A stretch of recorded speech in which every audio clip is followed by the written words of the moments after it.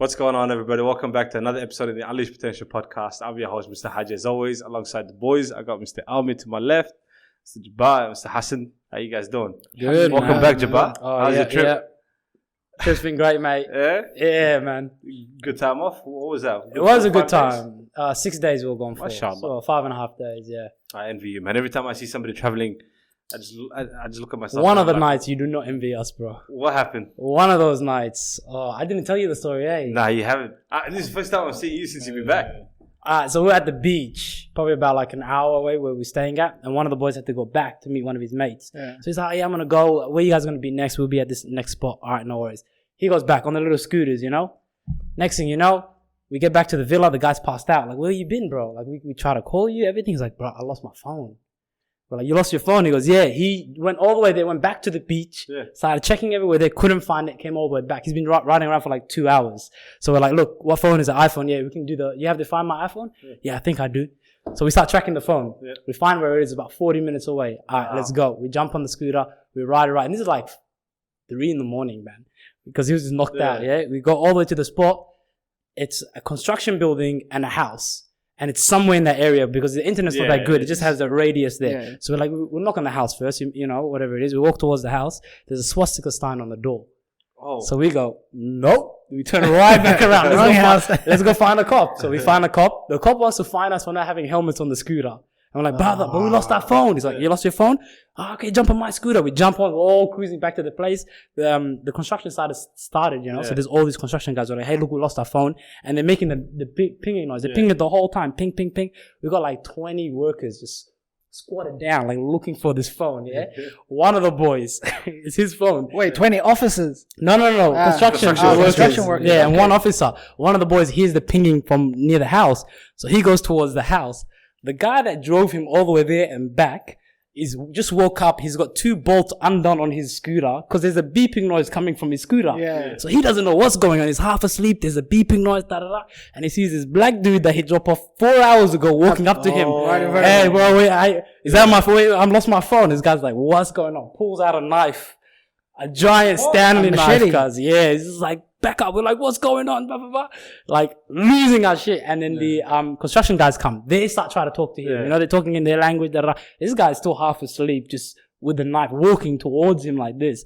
So we come back. The cops come through. There's this whole little talk. This guy got a $50 tip and the cop. We just gave him $50. The phone was right on the exhaust of the scooter. It was all black. The whole ride, it didn't fall off. Wow. And this dude works from his phone. He's got everything. He doesn't have cards. Everything's on his phone. And he was fuming. He found the phone. It's like, oh, thank you. He didn't steal it. The cop thought he stole it. So now the cop's like, this guy stole the phone and he's got a knife. Like, the cop's ready to go off at this guy, you know? We hold the cop back. Like, no, he didn't steal it. The phone's right there. This guy's half asleep. Like, here. Here's $50. Okay. Under the bike, went right back in his house. Bro, my man woke up. My God, $50 tip. Imagine. For just waking up. Imagine you're doing Uber. You drop someone off like near Bunbury Ways, come back to your house, wake up to your bike beeping for half an hour. And the same dude just walks up to your house. Like, what were you going to do? What? That's crazy, man. Besides that, how was the trip? It was amazing. Yeah. What was the highlight of your trip? Every day there was a highlight. Every day. Yeah, I've been to Bali. Okay, so this wasn't a touristy trip. It was just relaxed. Because I've been there before, and the boys there have already been multiple times. We knew exactly where to go, what to do, where to hit. There was no time wasting. Every minute of every day was used up to do something. Like, we were doing something. Yeah, I can't travel with people that just want to stay at home. And like me, from the day I land, even if it's like 8 p.m. at night, I still want to go wander around the city. You know, like every minute that I'm there in that town, every minute I'm on holiday is paid for. Essentially, I purchased it. Whether it's the time, the accommodation, the travel. I like to use every minute of it. Yeah, but for me, like, it depends on my intention as to why I travel. If it's for rest and recuperation and stuff, then that's a different story. You know, like most people go to Bali to just relax, enjoy the weather, enjoy the the villas that they get into and the beaches and the resorts and stuff. So it's more relaxing rather than actually going sightseeing. Yeah. But I get it. You don't want to be relaxing just at home. Yeah. So you want to relax in a restaurant. You want to relax. But I agree with you. It also depends on the kind of vacation it is. Sometimes you're like, okay, I need 2-3 days to go somewhere not too far, relax, right? And then sometimes you're like, okay, you know what, I've got 3, 4, 5 weeks I'm going to go and see some parts of the world. And I don't understand people that say, okay, I want to sleep in. Nah. Stay at home and sleep in. Yeah. You know? Yeah. Like, Sleeping is off. Run on coffee. Do what you got to do. 3 hours. That's when Haji sleeps on runs on 3-4 hours sleep. And I'm still happy throughout the whole trip. But once I come back, it all comes crashing back. You know, that's when it hits me hard. You need a holiday for the holiday. Wallah. But the one thing people don't associate with travels is experience. Yeah. The amount of things you can learn and pick up from your travels. I know you, especially for those that have listened at the beginning of the podcast, I think the very first episode, you gave a bit of background of yourself, like where you, like all the different countries that have contributed to you growing up, and you've traveled quite a bit yourself as well. What are some of the experiences that you've learned through your travels? If you were to pick out some, I know there's a very wide variety, but let's pick out one or two. Man, that's tough because you're right. There's a variety of it, right? Yeah. But see, the thing is, whenever I talk to people, you generally get a rough understanding of whether this person has traveled or not simply by the way they speak about other cultures, about ethnicities. A lot of the times, the ones that travel, you have, co-workers and stuff like that, and you have nearby neighbors and stuff like that you have these chats with, right? Yeah. The ones that have traveled usually speak highly of other cultures, and they like other cultures. Especially the ones that keep going to all these different other cultures, right? The ones that don't necessarily speak highly of other cultures or are unaccepting of other ethnicities are the ones that tend to stay within their, not just even country. I've known some people when I used to live in Sydney. I've known some people that haven't even moved out of their own suburb. And they've been there for a couple of years. I've come across that here in WA. But I got to expand on that too. Cause our Bali trip, there's places where a lot of like tourist people go and stuff like that. There's people that go on the trips and that's all they see. They'll go to like a nice resort. It's just, they just chill at the, like you haven't seen, you speak to the locals, go to the local eateries. You know what I mean? Like enjoy it. Exactly. So when, like it basically opens your mind, but it opens your mind in a way that you are accepting of other people. You're accepting of different ways of doing things. I remember when I traveled back home to Ethiopia, it was a complete culture shock. Like it was, you just think, right? I came to New Zealand straight from Sudan when I was 6 years old. And I never traveled outside of New Zealand until I was about, 20 something. Okay. Oh, wow. So that's about a good 15 to 16 years that I've stayed within one country. One culture, right? Even though, New Zealand is multicultural, but still, like it's one dominant culture, right? And then I go back home to Ethiopia, a country I've never been to, wasn't born there, haven't even seen it with my naked eye, right? And then I go and see it. Everything from the minute I land in the airport to the way I communicate or the way the taxi drivers communicate with me, to the food, the way I look at each and every individual on the road and how I think they see me. Like everything just, it's crazy how you actually view them. And every single like expectation that I had of what I thought it would be like just completely shattered. Like I used to think, I'm like, nah, it can't be that bad. Like Ethiopia can't be that bad, right? And then I go there and I see certain things that I'm like, bro, if this is how you're living, like that's crazy. There's people that are on the side of the road. I'm not gonna lie. There's people that are on the side of the road that will literally not take care of their own country. Like they'll pee on the side of the road, like it's nothing. Here you won't unless they're drunk or unless there's something. And even then, there's repercussions in exactly. Whereas over there, it's kind of like the norm. You know, they're throwing out dirty dishes or whatever. Like it's just like it's normal. It's normal, right? And then the other thing is like, here, when you try and line up for public transport, there's that whole, queuing up system. There's that whole priority, over there, it's just a rush, first come, first serve. I had older ladies just pushing me like crazy. And I was like, yo, I would have let you through like if you asked, it's no big deal. But to them, it's a big deal. It is. It's normal because not every person would let them through. And not everybody has seen what we have seen here to let That's right. through. That's right. And even some of the things, and just to, like, I'm not saying Ethiopia is all bad, right? And even some of the East African countries, I'm sure a lot of people, when they travel to these countries, it's not all bad. There's the good and there's the bad. But what I'm saying is my understanding of what the bad was completely different to what it was in reality. And my understanding of, like, see, the thing is, when I went to Ethiopia, we went to the capital city, then we went straight to the villages where they had literally no electricity and no public transport. Like, your only form of public transport was not a car. It was you walking 2 to 3 hours. So, and then you get to see that, and you get to appreciate a lot of the basic things that you get from having a simple shower to having your own tap in the house to drinking clean water and not having to walk 2 hours away just to try and get bottled water. Like, all of these little things that you don't think twice about, you basically realize it. And then we came back to some of the beautiful sides of Ethiopia that we saw. And I was like, bro, there's people that are living here and there's people that are living here. Some of them were richer than us. Like, I thought going into Ethiopia, I'll be like, one of the top dogs. You know, I'm coming in from a Western country, you know, mindset. I've got, like, it really put me in check. It made me think, like, no, there's big ballers out there bigger than you that have probably never left the country either. That's exactly. the thing that surprises me. Exactly. I'll tell you what, guys. Obviously, you guys know I haven't been traveling at all, but I like to hear you guys' stories. You know, can't open my eyes. The things you were saying, like, when you travel, opens your eyes. But I've seen everything on YouTube, bro. No, it's not the same. Nah, it's not the same. I've seen it all. I was not the same.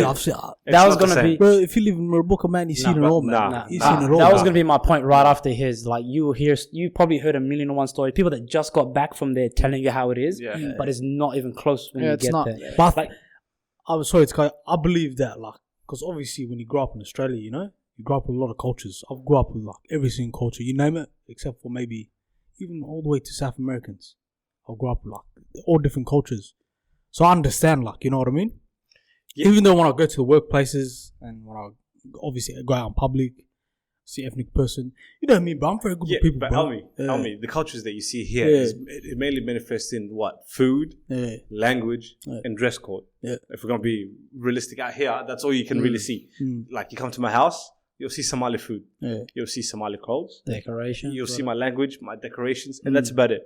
But when you go back home, like, I've never been back to Somalia. The closest I've been to Somalia, and I hope to go back soon, inshallah, is the border of Kenya and Somalia. So, like, so you haven't been? I've been. I haven't been to Somalia. So why do you take the piss out of me? I've been to Africa. So, like, you haven't been to back Somalia. I'm not talking about Somalia. I'm talking about, like, when you see a different culture and you go to that country, it's different, right? So, like, I went to Kenya and from the part where Garissa all the way, it's pretty much the Somali territory under thinking. But even then, say I went to Africa. Like, I've known Kenyans and everything before I went, right? But when you go back there and you see, like, what you thought was the culture in depth and the way people live, like, you appreciate so much more. That's the one thing I've realized, because I've been to Africa, I've been to Ethiopia. I didn't go to the village. I just stayed at the capital city.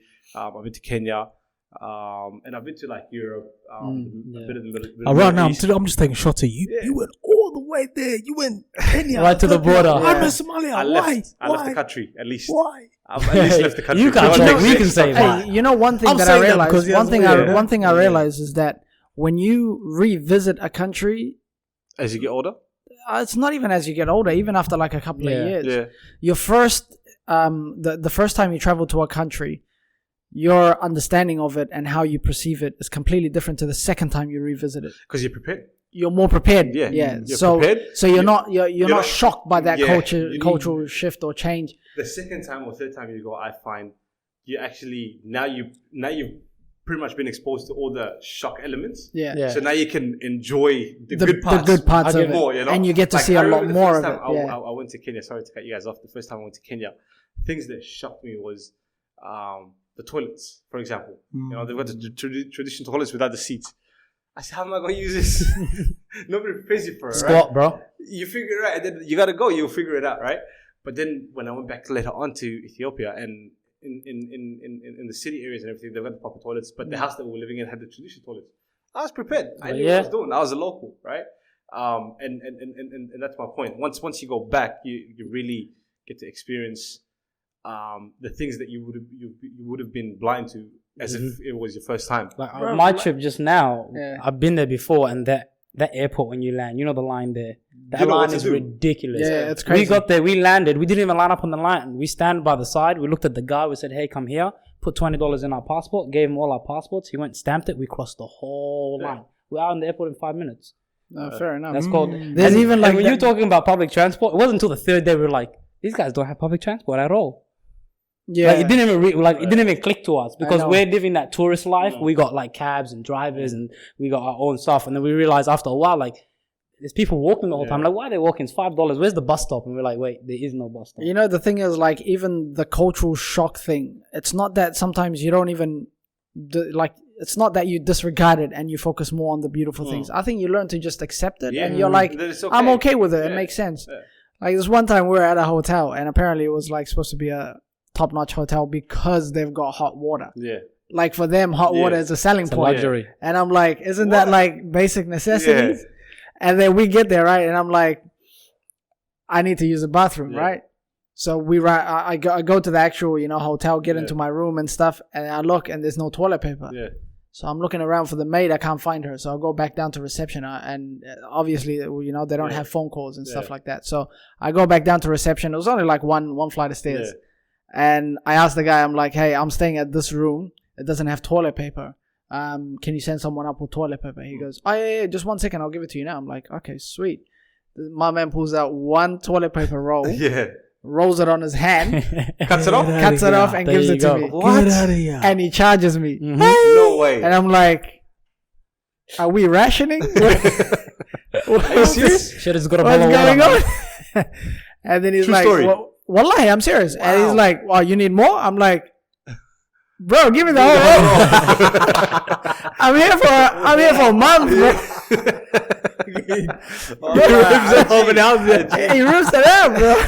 He's like, you want more? All right, how much is that going to be? I don't know, like, is it 20 spins and then he hands it to you and gives it, like, sizes you up, bro. Wallahi, I died that day and I told my brother about it. We were just laughing at it. But now, with thinking back, I'm like, okay, maybe like they don't have the facilities to be able to export toilet paper on that level. And to them, toilet paper is seen as like, I don't know, like a luxury thing. And for them, they just use water, like it's nothing. So they've got all of these things that sort of, like when you notice these different things, then the second time you visit it, you kind of understand where they're coming from, and you kind of like, I accept it. It's fine. And see that point there. Even though we're laughing about it now, I think it also creates that sense of gratefulness for what we have, gratitude, and not taking what we have for granted. Like, I remember, like, where we were staying, it's like the traditional, I don't know what you call it, the huts. Traditional homes, right?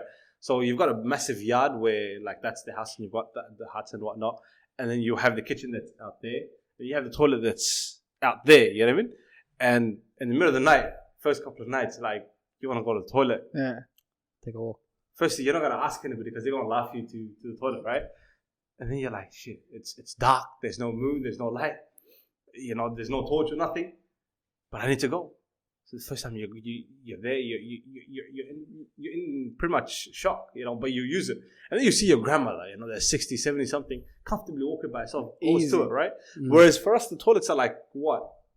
It's within the house. It's in the house. And you don't think about these things that we think that is, part of life, necessities, as you said, like things that are standard is not, and we take things for granted, and that really puts you into perspective. There's a story I really appreciated, which was there was this rich father that lived in I think one of these Western societies, and he took his son back home, and a couple of nights, like in the rural areas, and he was like, I want to show you how the poor live. So they stayed for a couple of nights, whatnot, and at the end of the trip, he asked his father, he asked his son, he said, what do you think about the poor people here? And the kid, mashallah, like, this is the level of thinking they had. He told his father, we're the poor. They sleep at night looking at the stars. He said, we function on bulb lights and electricity. He said, they cook their food fresh, butcher meat fresh off the rack, vegetables fresh off the farm that day. He said, we refrigerate our food for weeks. You know, he said, we've got TVs and everything. He said they've got socials. We sit here, we talk and socialize and spend time with each other. And those little aspects, like I remember when we lived in a house where you'd walk in through the gate and you've got all the rooms in a U sort of shape, and there's this big tree. I don't know what kind of tree. The central part. Yeah. In the center. Was it Miswak tree? I don't know what kind of tree. It's just a massive tree anyway. And what they did was they put pillows around it. And so dinner was served every night, whether the whole family is there or nobody's there. Dinner would be held there. And sometimes the neighbors would come over, whether the maid or whatnot will come, sit down. Everybody's sitting down, eating. And wallahi, between Maghrib and Isha, that's the appointment right there. You come in, you sit down, there's food. Whether you're a guest, whether it's a friend of mine that's walking with me, you'll sit down, you'll socialize. Isha time comes, everybody goes, praise, good night. We start the next day at Fajr. Those little things you realize, like I remember when I first got to Africa, I said, what is this? In my head, I'm like, what is my dad doing? He hates me. He's bringing me here. That's it. Like, it's done, right? When I was leaving, I could not deal with the fact that I'm going to lose all of that. And then I come back here, and this is what me, my dad, my siblings, you know, dad's running to work. Mum's taking care of so many things. Yeah. Kids at school. We're living our lives, going to school, you know. You try to talk and whatnot, but then they haven't been, like, obviously our parents, they've got the responsibility, but my other siblings, they haven't been exposed to what I've been exposed to. So I'm trying to create this vibe where let's talk. And everybody's looking at me like, what do you offer me? Like, don't you have friends? Go to your friends. Like, you know, those little things you don't realize. And then also visiting, like, not just back home and places that have less than you, but also visiting places that are better than where you live is also completely different. It's also completely different. Like you go to Europe, like right now in Bali. Yeah, let me give you an example. And Ethiopia, for example. Yeah, you look at the traffic system. Now you for us that are here, we might be like, yo, these guys are nuts. Yeah. Oh man. But you look at the death rates on the roads. They've got exponentially lower death rates than us. The flow of traffic there is immaculate. Like I remember me and my wife who went to Spain, right? You try to walk through traffic. There's no crossing ways. Mm-hmm. They just beep. Yeah, you take one step in, you jump into one line, he will slow down. There's no organized rule. This guy passes. No, but they have their own rule. Everybody just gels in. Yeah. I remember I was asking a taxi driver. I said, "How come nobody beeps here?"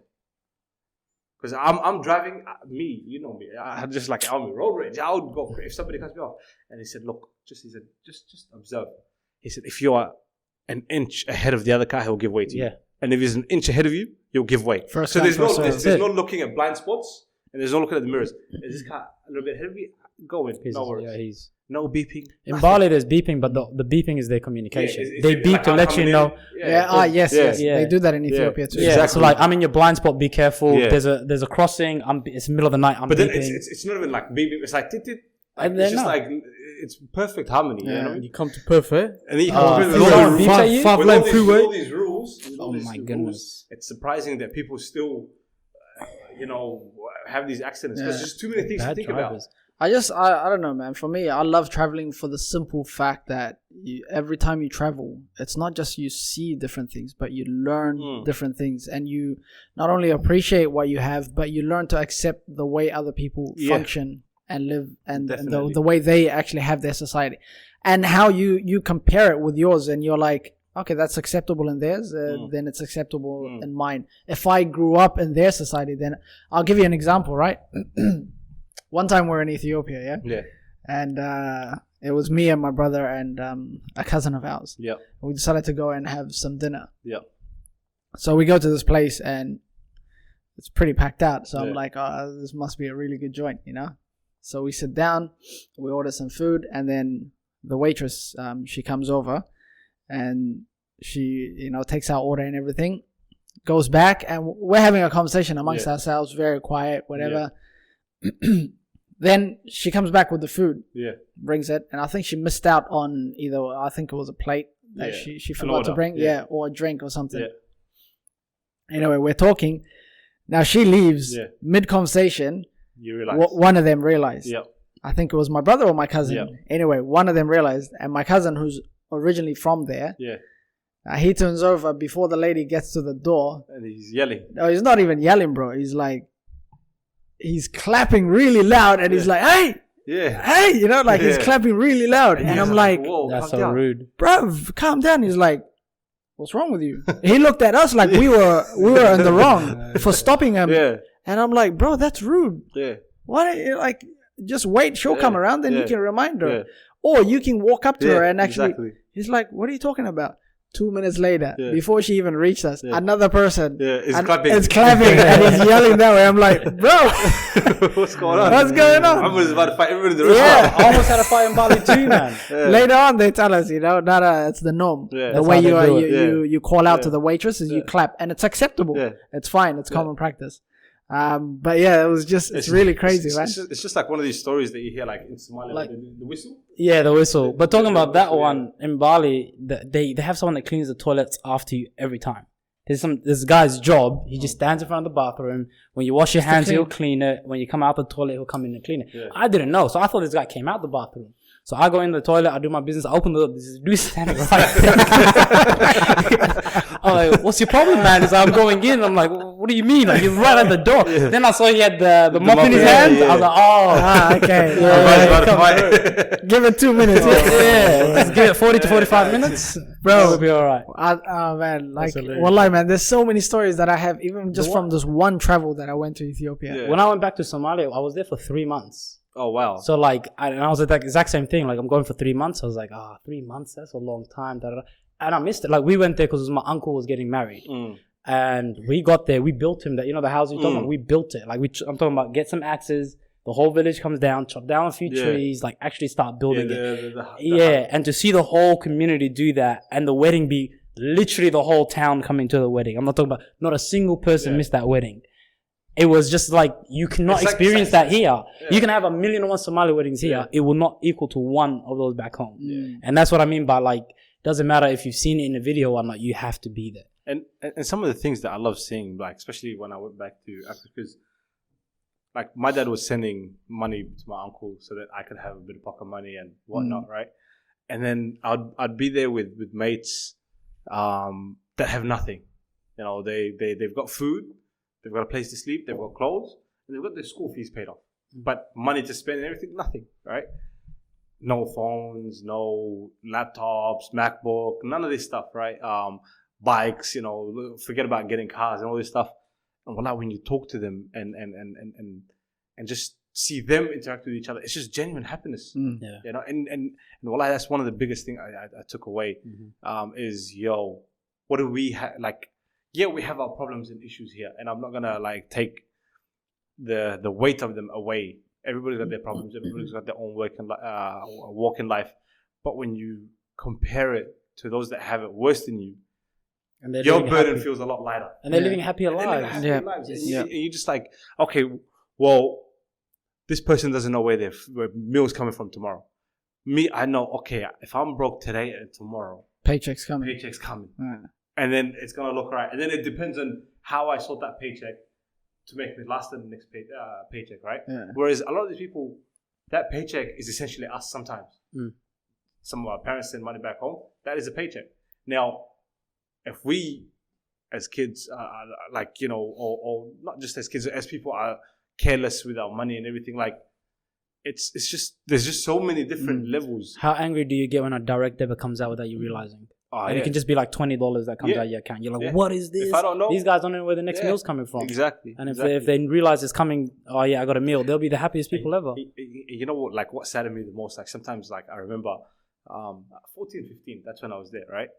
And I remember I would get $50 to last me my pocket money for school for the week. $50, right? And wallahi, I used to hear my auntie just asking for, like, speak to my dad. Like, yo, can you send $50 for us to live on the month?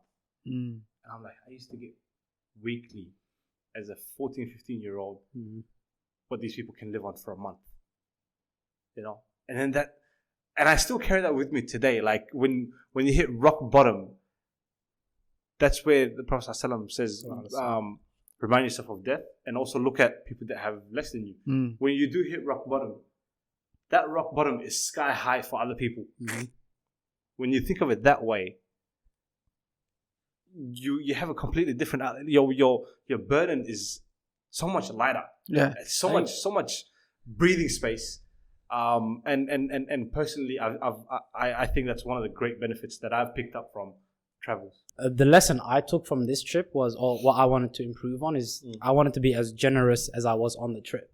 Because you see that side, you start giving more. I was tipping everybody. Like that last day, you have the extra cash in your pocket. I'm like, I only need this much for food at the airport. I'm good. I'm literally in the car. I see people walking, carrying stuff. I just lean over at the car, like, take it. Like, I'm not going to use it. It's going to be way more to you, way more beneficial. The thing is, it depends where you go. You're not going to be doing that in Dubai, are you? No. You know? Hell no. Dubai too. Dubai too. But Dubai, I know. But like, they're not as visible as those, you know, in third world countries. In Dubai, I went to the old souk and I just saw the construction workers and the fact they have no safety. And then I was speaking to them and they're like, there were some Indian guys and they're like, yeah, there's about 7 of us. We share a room. They literally sleep in one room. There's 7 of us. They all work at this construction site. It's like, how's it going? It's like, it's a bit tough because one of the guys got injured. He can't work for 3 months. He's not making, there's no compensation. There's no nothing. So I was more generous then because I saw the division between like the wealthy and how the poor is. So then I started giving.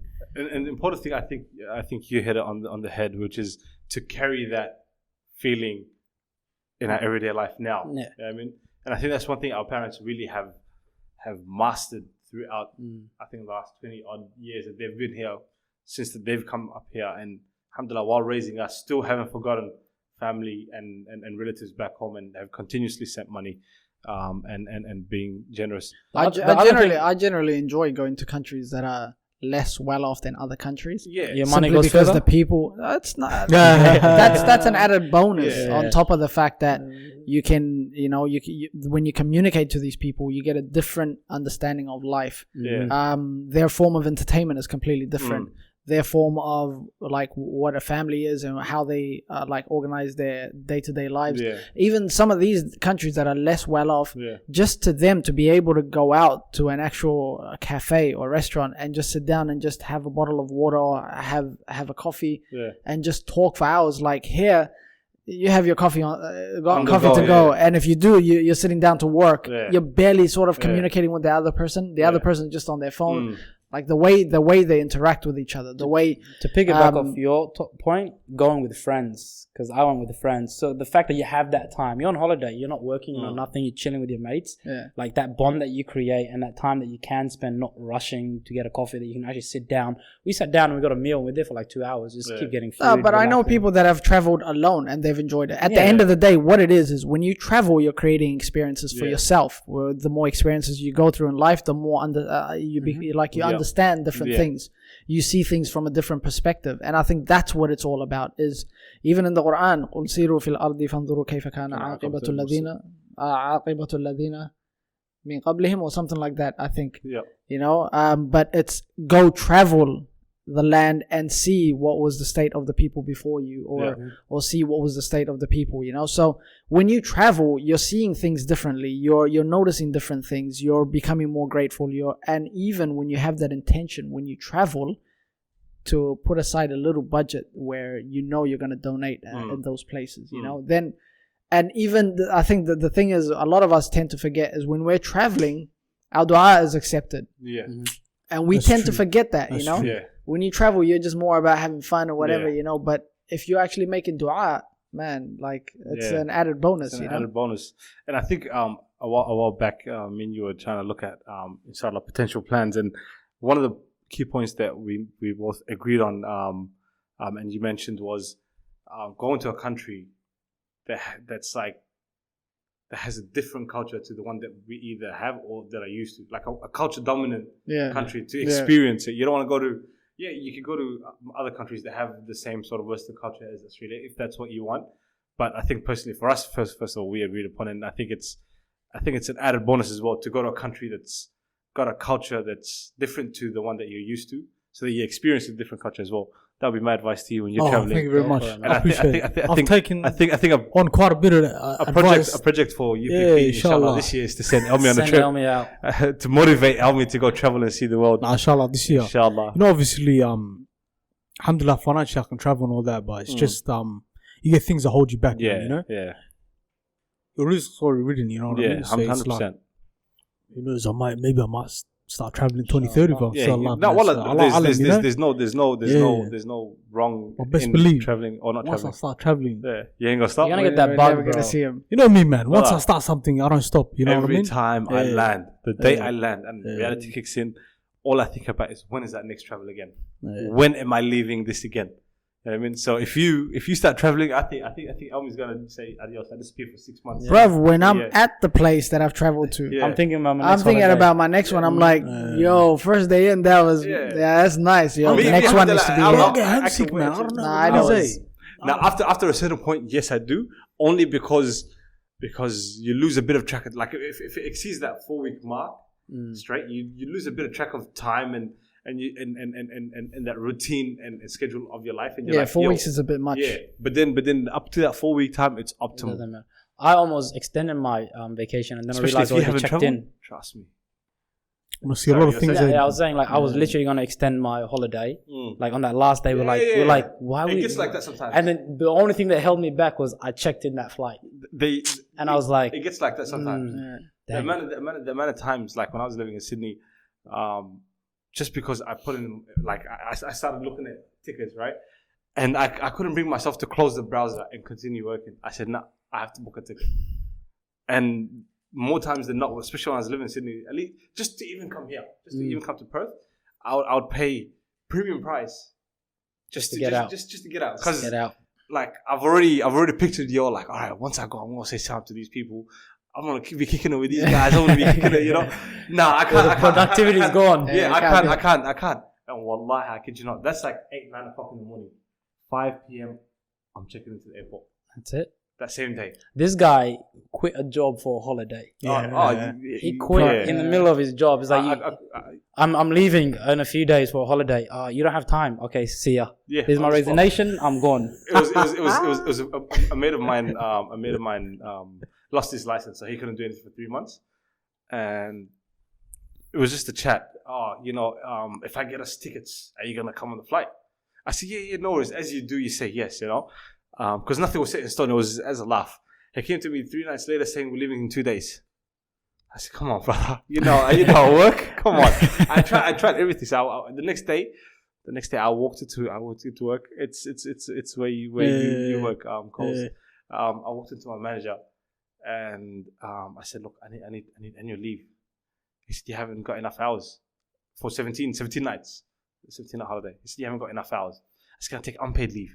He said, too many people on unpaid leave. I said, can I go on casual? I said, we've got too many casuals. So 3 strikes. I tried 3 options. I said, what happens if I quit? He says, nothing, you quit. We just won't pay you for the last 2 days of this week.